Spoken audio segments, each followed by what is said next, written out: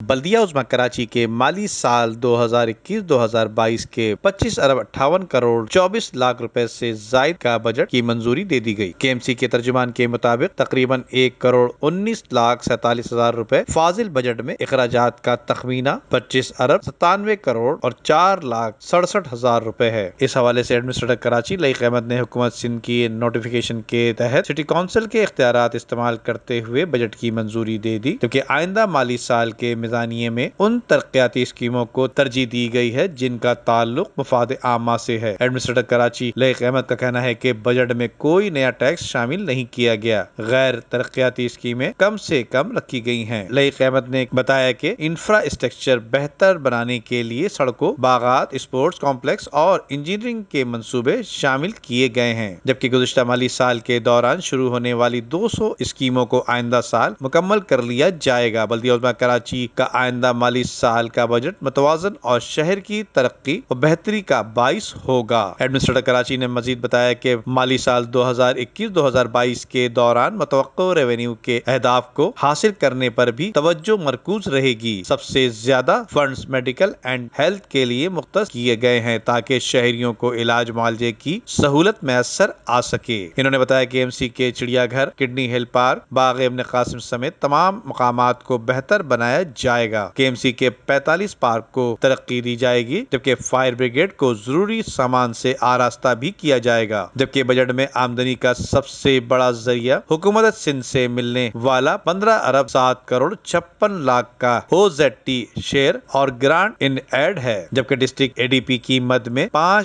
ارب روپے وصولی متوقع ہے۔ بجٹ میں ترقیاتی کاموں کے لیے مجموعی طور پر 2,45,18,00,000 روپے مختص کیے گئے ہیں، جبکہ ریونیو کے محکموں سے 1,70,00,000 ایم یو سی ٹی سے وصولی کا تخمینہ 1 ارب روپے ہے۔ لائق احمد نے بتایا کہ ریونیو کی مد میں world bank fund project click سے 1,53,60,00,000 روپے متوقع کیے جا رہے ہیں، جبکہ اخراجات کی مد میں سب سے بڑی رقم 5,21,00,000 روپے محکمہ میڈیکل اینڈ ہیلتھ سروسز کے لیے مختص کی گئی ہے۔ ندیم صدیقی، میٹرو 7 پاکستان۔